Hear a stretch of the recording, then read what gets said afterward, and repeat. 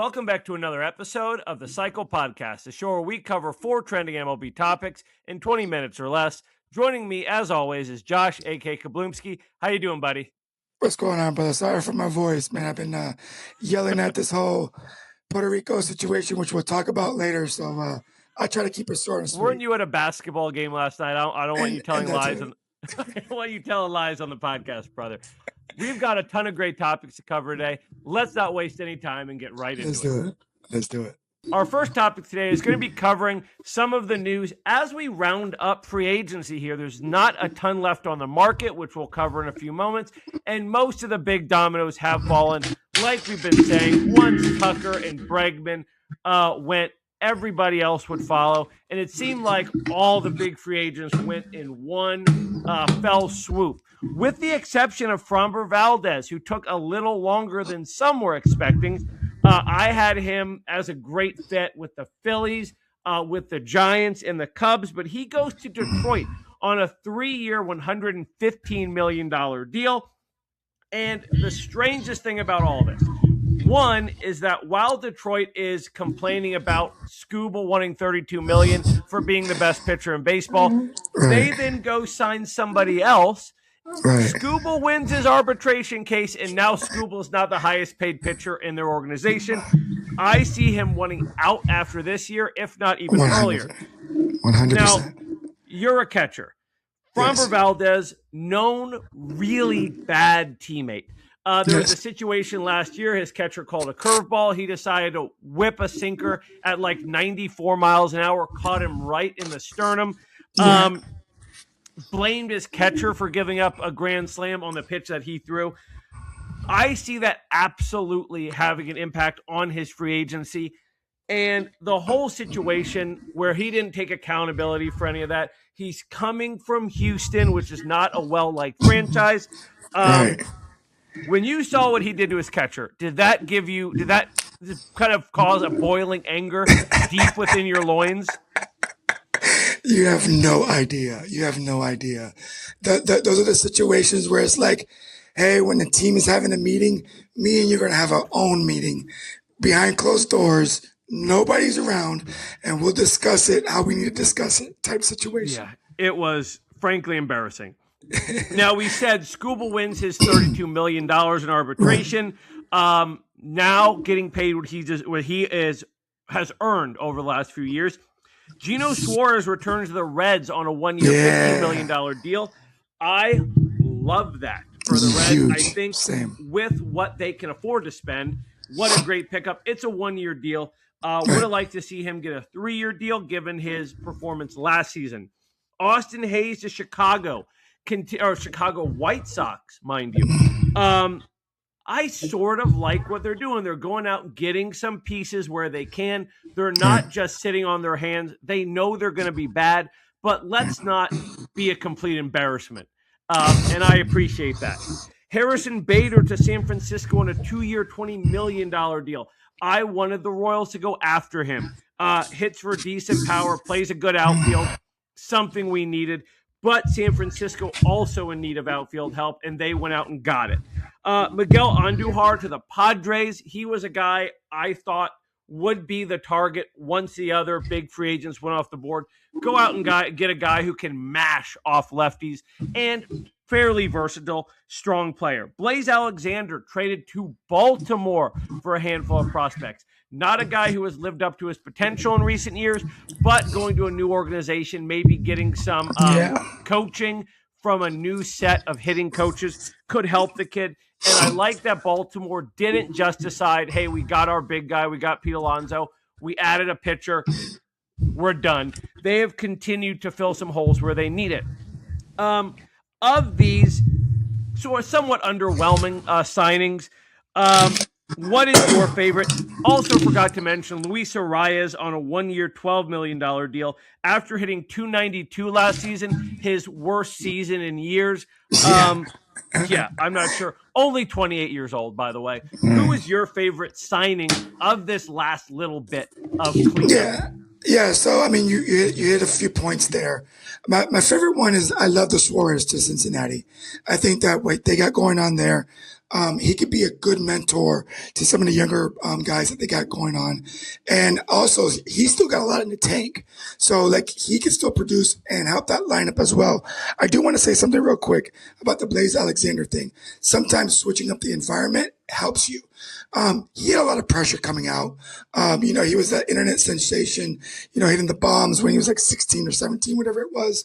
So the pressure was there. So a new environment and what Baltimore's doing, like you said, get their big man. But now that gives that the pressure gets off of Blaze to not go up to the show so quick. Like, hey, maybe I could take some notes from Pete and kind of like develop myself. That way, when Alonzo kind of phases out, whenever that is, I step in that role and continue what he provided for that organization. Yeah, and a lot of really, really good infielders in that organization. You've got Gunnar Henderson. You've got Colton Cowser, who can play a lot of positions. You have Jackson Holiday. So there's a lot of versatility on that team. Maybe he can find a role in that group, like you said, where there isn't as much pressure. So good luck to the kid. I liked him coming up. I'd like to see him have success. With that, let's move on to what's left on the market. Our second topic today, like we said, is what's left out there on the market. And I broke it up into position groups. In the infield, we've got Ty France, Kike Hernandez, Nate Lowe, and Rhys Hoskins. In the outfield, Starling Marte, Jesse Winker, and Randall Grichuk. Starting pitchers, Chris Bassett, Zach Gallen, Lucas Giolito, Zach Littell, Nick Martinez, Scherzer, and Verlander. Honestly, not enough in the relief pitcher market to really mention. You've got guys like Michael Kopech still out there. Liam Hendricks is available. Maybe some fifth and sixth inning guys if your starter doesn't go too deep. But I want to focus on a few names. Ty France coming off not a great offensive season, but he did win a Gold Glove at first base. There are a lot of teams that could use some veteran depth, especially guys who have a good glove on the corner. Kike Hernandez, he's a known winner. I can see a team saying, hey, he's not going to get a lot of play time. Let's have him as a fourth outfielder utility guy. But great clubhouse presence, notably. Fan favorite in LA. A guy who I think could bring that winning culture with his lighthearted sort of leadership style to a young team. Nate Lowe can still hit. Rhys Hoskins might have another year in the tank. But like we said, this is a lot of veteran guys. Now onto the outfield. I'm not sure I want to give Jesse Winker another shot. Randall Grichuk on the back end of his career. Starling Marte probably on the very tail end of his career. But I think as a fourth outfielder, he could still give you some good, smart at-bats and provide some help when you need it. With the starting pitching, I want to spend most of our time on Zach Gallen, a guy who turned down the qualifying offer from Arizona. Any team that signs him is going to have to give up a first or early second-round draft pick as a compensation pick for him turning down that qualifying offer. I'm not sure he is worth that. If you're having to give up a first-round pick for a guy who's coming off his worst year, he had a lot of issues with his breaking balls, not just his control, but getting hit a lot. Perhaps, like we talked about with Blaze Alexander, Zach Gallen, a veteran, could use a change of scenery, maybe some new experience from pitching coaches. As he gets into the later end of his career, obviously sometimes you have to change some things mechanically. You may have to change your pitch mix as you get older and don't have the velocity you used to. I can see someone like the Cubs or the Padres going after him in free agency. I don't know where Scherzer or Verlander go. Somebody's going to give them a chance, right? Somebody is going to give them a chance, right? Yeah, Lowe's and Home Depot. Yeah. But what about someone like the Angels? Yeah. I mean, the Angels are in a sort of their 18-year rebuild, but they've started shipping some pieces out, maybe just to eat innings, just someone to go out there once a week and start a game for you. Not somebody like the Rockies, not somebody like the A's. I just don't know. And I really don't care where they go. Of those guys I talked about, who would you sign right now? Yeah, I mean, you know who I'm going to go with. I'm going to go with Kike Hernandez. As a Puerto Rican, I'm not only at that, but you talk about the locker room presence. You're talking about somebody that's coming in, not demanding playing time, knows his role, and plays it well. Not to mention, if you do happen to get to an organization that goes into October, this man knows how to perform in October. This man knows how to perform in big time situations. So he's not going to come in there, trying to make a big stink about, his playing time or whatnot. He knows his role well. And at the same time, he's going to be a good mentor for the young guys to help them out and take that under their wing and push them forward because he's been there. He's a proven product. He's backed up, backed his talk up, and he knows how to struggle throughout a season, but knows how to turn it on when it matters. So that's one big thing. Another thing is Winker, like you said, I'm not a big person, a big fan of his. He reminds me of a lot of Chris Davis, and I think a lot of organizations are realizing what they did with Chris Davis back in the day, signing that big contract and then him fizzling out. So I think he falls along those lines a little bit. For the Scherzers and the Verlanders of the world, I was joking around, obviously, with the Lowe's and Home Depot, but why not like a White Sox team? Why not like somebody like, a role player like they could go in? They know he's at the tail end of his career, but a lot of young faces coming in and a lot of role players on that roster already. So something like that might be able to, gravitate him towards those teams. And I would guess at this point in their career, they might just be trying to pad their stats. Can we get another 100 strikeouts, move our name up the list? And no shame in that. They both had outstanding careers, had success. Go ahead and get those numbers to bolster your first ballot Hall of Fame. Good for them. With that, let's move on to a very important topic to you and me as a friend of you. Thank you. Our third topic today is going to be the Puerto Rican national team and the lack of star talent being allowed to play for them. It is very frustrating for me, just as a fan of baseball. Very frustrating for you as a fan of the Puerto Rican national team. And with the MLB co-owning the WBC, you would think they would be able to step in and say, hey, this is bad for the tournament. This is bad for our pockets. Let these guys play. Those guys are Francisco Lindor and Carlos Correa due to injury concerns, and then Javier Baez for a marijuana test he failed in 2023. So we're punishing a guy for smoking a joint 3 years ago. That's insane. The last time there was a WBC. Say that again. Say that again one more time, just so people can understand how silly that sounds. I'm sorry. Go ahead. He failed his marijuana test 3 years ago, the last time there was a WBC. I mean, I'm not going to get into that. I don't want to get political on the fact that we live in a country where half of the states allow it. Even more than that, allow it for medical use. The NBA doesn't test for it anymore. The NFL doesn't care. The MLB doesn't really care. Yet the WBC now needs to step in and say, we're going to lay down the law on this pothead. Lindor, though, 32 years old, had an elbow debridement surgery during the offseason. Of all of these guys, I guess that's the one I understand the most because he's on a massive contract with the Mets, and he's literally just coming off of a surgical procedure.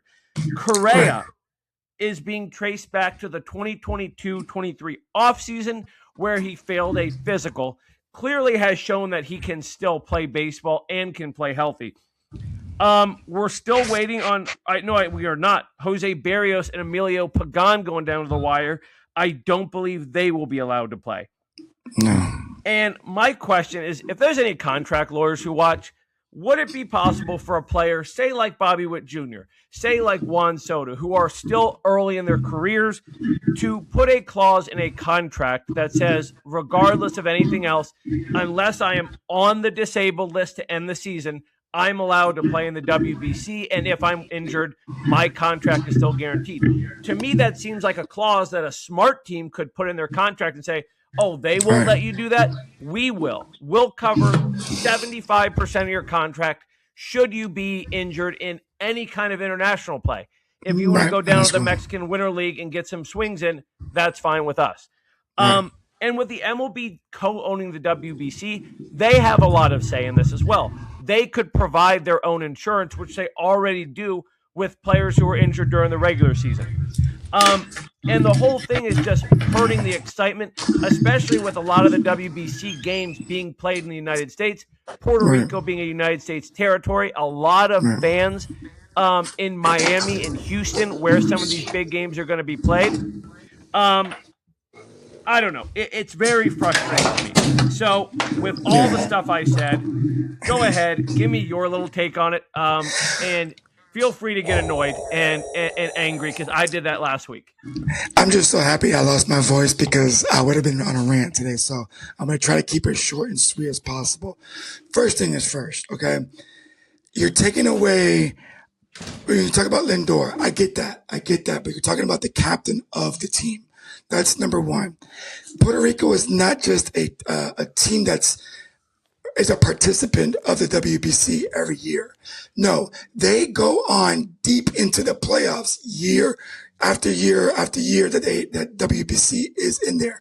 So my question is, if they're scared of Puerto Rico to keep on performing, then just say it. Like, why is that such a focal point and a spotlight on just the Puerto Rico aspect of it? Now, we both don't want to get political on this, but there is a lot of politics that is being played behind all of this, which is annoying as well. Let the boys play, keep it about baseball, and let it happen. Okay? The insurance policy behind these players, like you mentioned, I think really, really needs to be studied. I think that when you talk about the contracts extension and putting in those clauses, I think that is a great, great idea and a great point that needs to be discussed. Not to mention, you bring up the point that, winter leagues, summer ball or winter ball, off-season training. You're talking about a majority of the players are always either going to Mexico, Caribbean, Korea, wherever it may be. So what is the difference between that? Don't we want to have our players represent their countries and or their motherland? And something that is something very, very big when you talk about doing this tournament. And, when you talk about back in the day when the Olympics, you had minor leaguers playing in the baseball Olympics or whatever it was. It wasn't as prideful. Now, when you're having big time names playing these WBCs or the Olympics, it's something about the pride that is being portrayed here. And to me, I'm not saying this because I'm Puerto Rican, but I've spoken to plenty of people, and they always say how prideful Puerto Rico is, not just of the island, but just of the people that come out the island, whatever it may be. You talk about Bad Bunny doing the Super Bowl halftime show. I mean, people don't even watch football in Puerto Rico sometimes, but there's so much pride when somebody's representing our island. And I get that the island is part of the United States. It's a commonwealth. It's a territory of the United States. But there's something to be said when our little island, with very little population, whatever it may be, still shines bright throughout the whole world in multiple aspects, and brings so much to the world, whether it be the friendship, whether it be the charisma, whether it be the personality, the character. And then you throw in the baseball mix in there, boxing, all the sports. I mean, it's just something that we take pride in. So when these players are being said, no, you cannot represent your country, it's a really, really low blow for these players. It's not just like, oh, okay, maybe next year I'll do that. These players are pissed. And then you're talking about Javi Baez from a situation that happened 3 years ago, whatever it may be. Like, are we really reaching so far back to have players not represent their country or their island in this situation? It's just mind-boggling to me. And Puerto Rico being a host island for pool play for this WBC, I think that's a punch in the gut for the island of Puerto Rico, because they want to see the best of the best and represented there at that pool play. So it goes deeper and deeper than just the insurance policy or just a drug punishment for 3 years back. There's so much roots that are. We look forward to this WBC. We look forward to representing, but also the competitive nature in us wants to put our our competitive nature on display and show what we're capable of. So it just sucks that our captain's not there. And then we're reaching for players to represent our island when, you're talking about, oh, well, my grandma's grandma is half Puerto Rican. So yeah, you're eligible to play for us. It's like, man, just let the Puerto Ricans play. So I can go on and on this, but it's just something that's really sad. That I'm having to endure. And now I'm just like, can we even make it out of pool play? So it's going to be an interesting WBC for me this year. Luckily, you have Royals legend Seth Lugo representing you. So yes. that gonna give you at least 2 wins, my man. He's gonna give you 2 wins. Sorry, I don't mean to make a joke, but we're still gonna get to watch some ball. So hopefully you get a chance to still enjoy it. Maybe see some of the younger dudes who are gonna be representing Puerto Rico over the next decade of WBCs. With that, though, let's move on to our last topic. Our last topic is going to be the team of the week, which today is the Seattle Mariners. Obviously, just made a trade to bring in Brendan Donovan to play second base, replacing Jorge Polanco. I got into an argument on social media. Is he an upgrade over Jorge Polanco? I say at his age and the price range they landed him at, I think he is. Maybe doesn't have as much power as Polanco, but he's an outstanding contact hitter. They're going to put at the top of their lineup ahead of Julio Rodriguez, Cal Raleigh, Randy Arozarena, Josh Naylor, J.P. Crawford, a lot of talent on that squad. They also still have one of the best pitching staffs in the MLB. Their top 5 starters are elite. Possibly 3 Cy Young candidates in that group with Kirby, Logan Gilbert, and Brian Wu. Of course, Luis Castillo in there as well. And then on the back end, Matt Brash, Gabe Spire, and Andres Munoz. An extremely strong 1-2-3 punch coming out of the bullpen. I also think Cole Young and Colt Emerson are going to make some noise this year. Obviously, we have Colt Emerson's a 9th overall prospect. And then Cole Young, who came up last year for a stretch, struggled a bit, but you have a strong infield that those guys can sort of work their way into. There's not a ton of pressure, especially when you have 2 legitimate MVP candidates in their lineup. I would have liked them to do a little more. I would have maybe liked them to go out and get a strong outfield bat. I thought that either Bregman or Tucker could fit in there pretty well. Maybe didn't have the money to go after those guys. They signed Josh Naylor almost immediately, though, which tells me that there's a good culture there. Anytime a guy doesn't even test the free agent market and says, what do you give me? I want to be back. Let's run it. Don't have to worry about this free agent shit. Let's just get in the lab and get better all offseason. And I loved that. So in that division, that includes the Texas Rangers and the Houston Astros. Where do you see the Mariners finishing the year? I've got them winning the division and probably pretty comfortably, having it locked up with a few weeks to go. Where do you stand on that? Yeah, no, that's 100%. If they don't win the division, I think that's a big decline for them if they don't win the division. Their expectation and their bottom standard should be winning that division at minimum. Yeah. And I can see them going on a deep playoff run because for sure, what I look for in the playoffs is, do you have 2 guys that you are pretty sure can win you a game as a starter? Right. You need some depth. You need a 3rd and 4th guys who are solid. But you need a few lockdown relievers like the Royals had in 2014-15. Get to the 7th inning, open the stable. Wade Davis. And Wade Davis, Kelvin Herrera, Greg Holland. I don't see Brash, Spire, and Munoz being that good, but I see them, if you give them a 2-run lead in the 7th inning, you're probably going to win that game. Right. And then you need your centerpiece bat. They have 2 of those, Julio Rodriguez and Cal Raleigh, and I think they've got 3 starters that you're pretty sure are going to give you a quality start and give you a chance to win. Yeah. And then do you have the youth? Do you have the depth? I think they have that as well. I don't see why they couldn't go on a deep run in the American League. I think they could stand up with the Red Sox. the Yankees, the Tigers, if they're as good as some people say, because I don't think there's that kind of powerhouse team in the American League like we see in the National League with the Dodgers and the Mets, who are going to have to probably slug it out in the NL Championship Series, while the team from the AL probably doesn't have as tough of a run unless the Royals are outstanding like I expect them to be. Josh, Right. I think we can wrap that up. Give you a chance to save your voice for another 33 seconds or so. Is that all right with you? Yeah, I guess. All right. Well, hey, let's go enjoy some Super Bowl football. Yes. We are recording this on Sunday. You'll probably be watching this on Monday night or Tuesday. So we hope everybody enjoys the game and got home safe.